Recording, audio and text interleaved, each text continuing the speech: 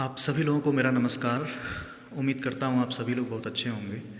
दोस्तों, मेरा नाम है के शुक्ला और आप देख रहे हैं के क्राइम यात्रा। आज की जो सच्ची घटना मैं सुनाने वाला हूँ, ये सच्ची घटना मध्य प्रदेश का एक ज़िला है देवास, और इसी देवास ज़िले में एक कॉलोनी है वृंदाधाम कॉलोनी। जुलाई 2023 में इस वृंदाधाम कॉलोनी के मकान नंबर 128 में एक कपल आता है। उस कपल का नाम संजय पाटीदार और इसकी जो प्रेमिका थी उसका नाम प्रतिभा और पिंकी। ये दोनों जुलाई 2023 में यहाँ रहने के लिए आते हैं। इसकी जो पत्नी थी काफ़ी मिलनसार और काफ़ी हंसमुख स्वभाव की थी। आस पड़ोस की जो महिलाएं थीं उनसे इसकी बातचीत होती थी।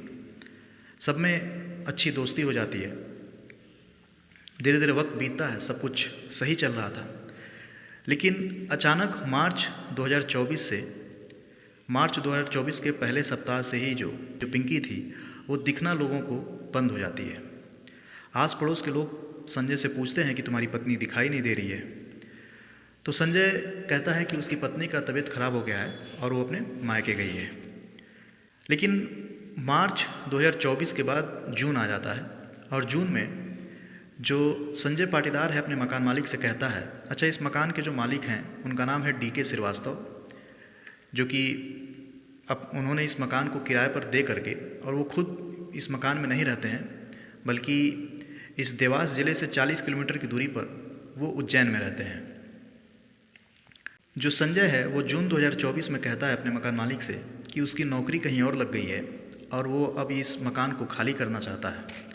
चूँकि मकान मालिक को कोई दिक्कत थी नहीं, लेकिन जो संजय है वो एक शर्त और रखता है। अच्छा, इस बीच मार्च से जून के बीच का उसने किराया नहीं दिया था और उसने बोला था कि जब वो मकान पूरी तरीके से खाली करेगा तो वो बाकी के पैसों को दे देगा और अपना धीरे धीरे वो सामान लेकर जाएगा। लेकिन तब तक कुछ सामान उसके रह गए थे, जो कहता है कि आपके मकान में मैं रख कर जा रहा हूँ और जब भी मैं आऊँगा नेक्स्ट टाइम तो मैं सामान लेकर जाऊंगा और आपको पैसे भी दे दूंगा। मकान मालिक कहते हैं कि ठीक है। धीरे धीरे समय बीतता है।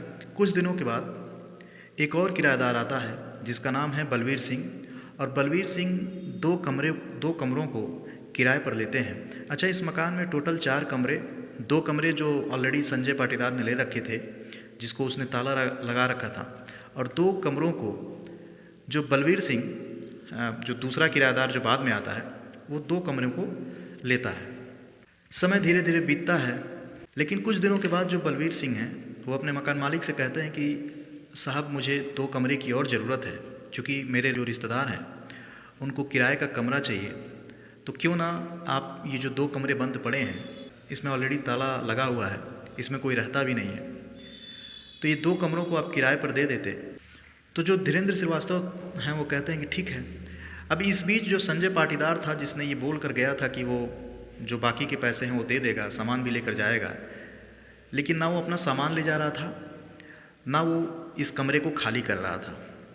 हाँ, लेकिन बीच बीच में वो आता था और महीने 2 महीने पर एक बार आता था और कमरे में आकर कुछ थोड़े बहुत सामान ले जाता था और कमरे के अंदर पता नहीं आकर क्या वो करता था।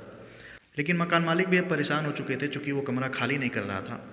अब इसी बीच जब बलवीर सिंह कहता है कि उसके रिश्तेदारों को किराए के कमरों की ज़रूरत है, तो जो मकान मालिक हैं वो कहते हैं कि तुम ताला तोड़कर उसके कमरे की सफाई कर दो।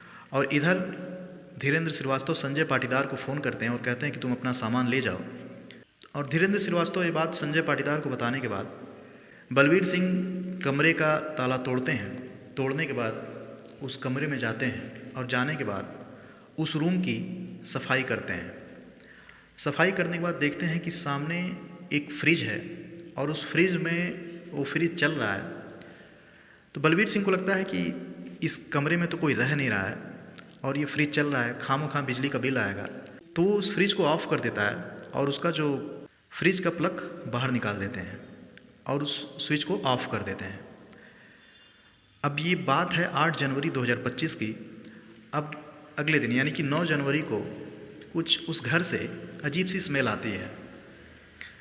तो जो बलवीर सिंह हैं उनको लगता है कि हो सकता है आसपास कोई चूहा मरा होगा या ऐसी कोई चीज़ होगी, और इस कमरे को भी कई दिनों से खाली नहीं किया गया था, इसमें कल ही साफ़ सफाई हुई है, तो ये बदबू कहीं से आ रही होगी। वो बहुत ज़्यादा माइंड नहीं करते हैं।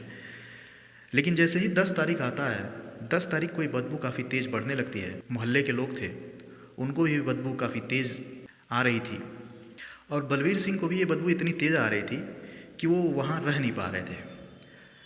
फिर वो जब पूरे घर की तलाशी लेते हैं, तलाशी लेते लेते उस जब कमरे में एक बार फिर जाते हैं, जाने के बाद जब वो फ्रिज के पास खड़े होते हैं तो उनको महसूस होता है कि ये बदबू इसी फ्रिज से आ रही है। अब जैसे ही वो फ्रिज की तरफ देखते हैं गौर से, तो फ्रिज को कपड़े से एक तरीके से लपेटा गया था, और उस फ्रिज को बहुत ही एक बांध करके और ऐसे रखा गया था जैसे उसमें कुछ रखा गया हो। अब ये जैसे ही बलवीर सिंह देखते हैं, उनको कुछ शक होता है। अब उनके सामने, अब उनके दिमाग में बहुत सारी घटनाएं तैरने लगती हैं। अभी कुछ दिन पहले ही श्रद्धा का भी केस, फ्रिज से ही श्रद्धा के लाश मिले थे। अब ये सब दिमाग में उनके चलने लगता है। वो फ़ौरन आस पड़ोस के लोगों को बताते हैं।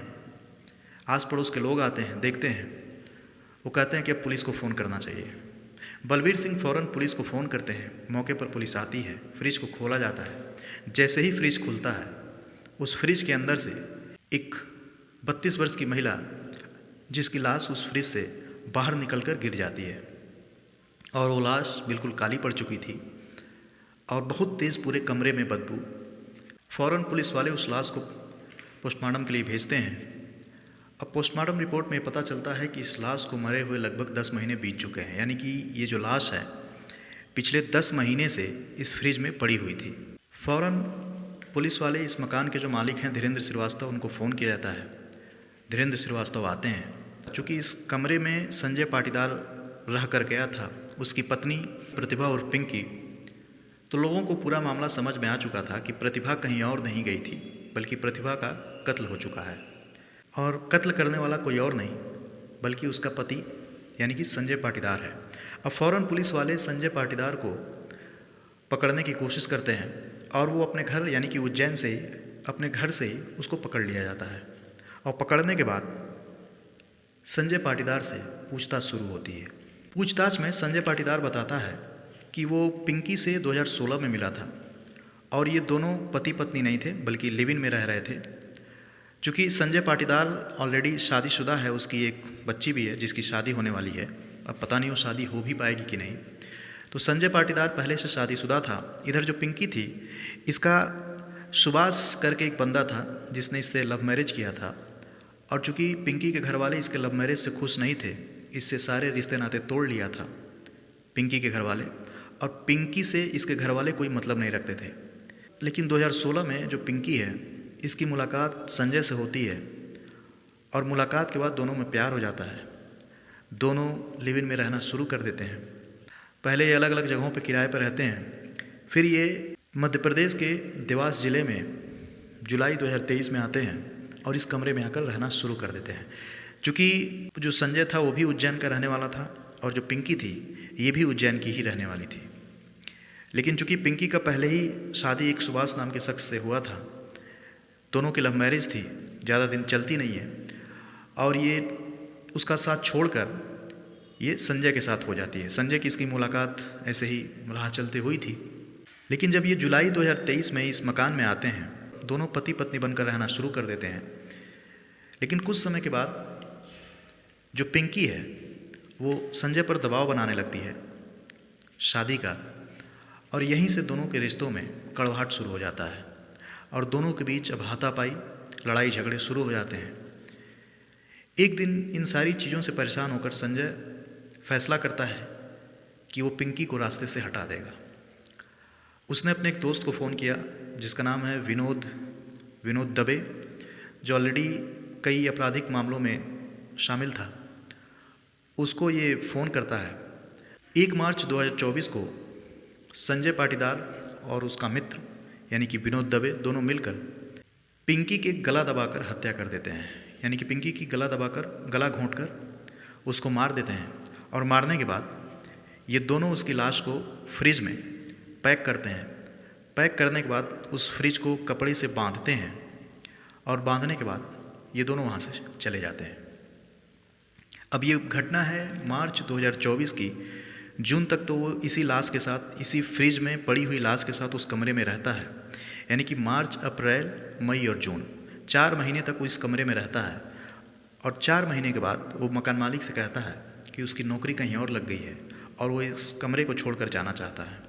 चूँकि बलवीर सिंह जो दूसरा किराएदार था वो आता है, इस मकान में रहता है, और चूँकि उसके किसी रिश्तेदार को इस 2 कमरे किराए पर चाहिए थे, और जब वो उस कमरे का सफाई करने जाता है ताला तोड़कर, संजय पाटीदार जिस कमरे में रहता था, तो जैसे ही कमरे का ताला टूटता है वो सफाई करता है, और फ्रिज में पड़ी हुई लाश, जब तक फ्रिज चल रही थी तब तक तो वो ठीक थी।